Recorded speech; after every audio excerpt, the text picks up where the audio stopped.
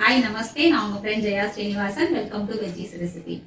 எல்லாருக்கும் அட்வான்ஸ் வாழ்த்துக்கள். ஆடி 18 நாளைக்கு இல்லையா?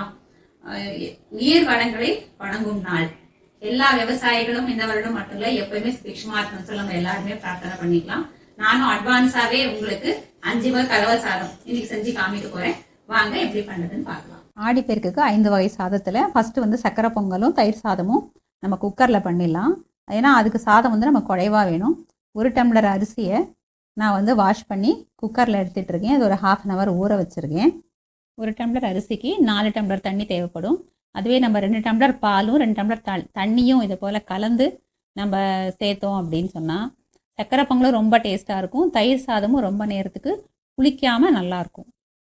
குக்கர் மூடிடுவோம். ஒரு 3 விசில் வரட்டும். ஸ்டவ் ஆன் பண்ணிவிட்டு ஒரு வெயிட்டையும் போட்டு விட்டுடலாம். ஒரு பேனில் 1 டீஸ்பூன் நெய் ஆட் பண்ணிக்கலாம். குக்கர் விசில் வரத்துக்குள்ளே முந்திரியும் திராட்சையும் நம்ம சக்கரை பொங்கலுக்கு வறுத்து எடுத்துக்கலாம். நெய் சூடாயாச்சு. முந்திரியும் திராட்சையும் ஆட் பண்ணிடலாம். லைட்டாக கோல்டன் கலர் வர்ற வரைக்கும் வறுத்து எடுத்துக்கலாம். கரெக்டாக வறுத்தாச்சு. ஸ்டவ் ஆஃப் பண்ணிவிட்டு இதை ஒரு பவுலுக்கு ட்ரான்ஸ்ஃபர் பண்ணிக்கலாம்.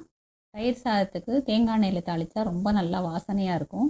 அதனால் பேனில் வந்து நான் 1 டீஸ்பூன் தேங்காய் எண்ணெய் எடுத்துகிட்ருக்கேன். எண்ணெய் சூடானதும் நம்மளோட இன்ஸ்டன்ட் தாளிப்பு 1 டீஸ்பூன் ஆட் பண்ணிடலாம். ஒரே ஒரு பச்சை மிளகாயை ஸ்லிட் பண்ணி ஆட் பண்ணியிருக்கேன். கொஞ்சமாக கருவேப்பிலை ஆட் பண்ணிக்கோங்க. கருவேப்பிலைனால தயிர் சாதம் ரொம்ப நல்லா வாசனையாக இருக்கும். பச்சை மிளகாயும் கருவேப்பிலையும் நல்லா வதக்கிட்டு ஒரு 1/4 டீஸ்பூன் பெருங்காயம் ஆட் பண்ணிவிடுங்க. கொஞ்சம் மிக்ஸ் பண்ணி விடுங்க. பெருங்காயம் பொரியட்டும். இப்போ ஸ்டவ் ஆஃப் பண்ணிவிட்டு ஒரு பவுலுக்கு நம்ம மாற்றிக்கலாம். நம்ம தயிர் சாதத்துக்கு தாளித்து வச்சதில் நான் கொஞ்சமாக இஞ்சி ஆட் பண்ணியிருக்கேன்.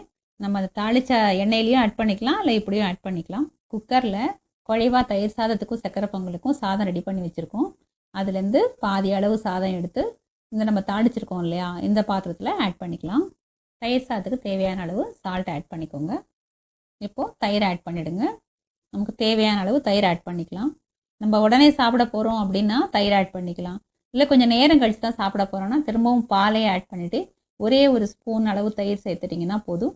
ஒரு 1 ஹவர் கழித்து சாப்பிட்டிங்கன்னா அது கரெக்டாக இருக்கும். தயிரும் சாதமும் நல்லா மிக்ஸ் ஆகிற அளவுக்கு கலந்து கொடுங்க. உங்களுக்கு எந்த மாதிரி கன்சிஸ்டன்சி வேணுமோ அந்த அளவுக்கு தயிரையோ இல்லை பாலையோ ஆட் பண்ணி மிக்ஸ் பண்ணுங்கள். தயிர் சாதம் பாருங்கள் எப்படி இருக்குதுன்னு, நல்லா அப்படியே வெண்ணெய் மாதிரி இருக்குது. இந்த மாதிரி இருந்தால் தான் சாப்பிட்றதுக்கு நல்லாயிருக்கும். இப்போ இது ஒரு தட்டு போட்டு மூடி வச்சிடலாம். சக்கரை பொங்கலுக்கு வெல்லத்தை கரைய விடுறதுக்கு ஒரு கடாயில் நான் கொஞ்சமாக தண்ணி ஆட் பண்ணியிருக்கேன். நான் 1 டம்ளருக்கும் கொஞ்சம் கம்மியாக வெல்லம் ஆட் பண்ணியிருக்கேன்.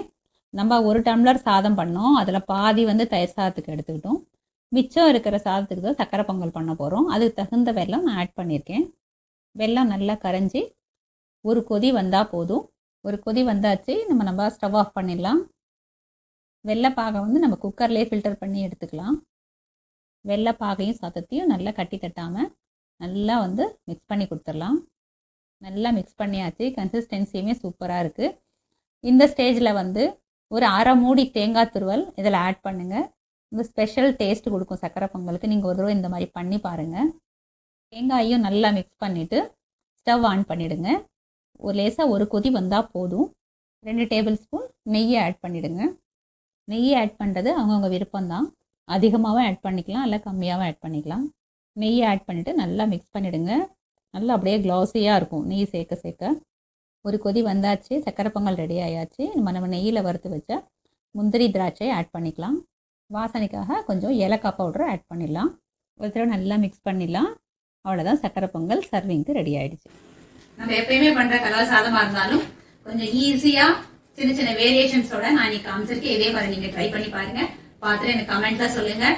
சேனலை சப்ஸ்கிரைப் பண்ணுங்க, எனக்கு மோட்டிவேஷனா இருக்கும். லைக் பண்ணுங்க, ஷேர் பண்ணுங்க, பெல் ஐக்கானை கிளிக் பண்ணுங்க. டெய்லி நம்ம மீட் பண்ணி பேசிட்டு இருக்கலாம்.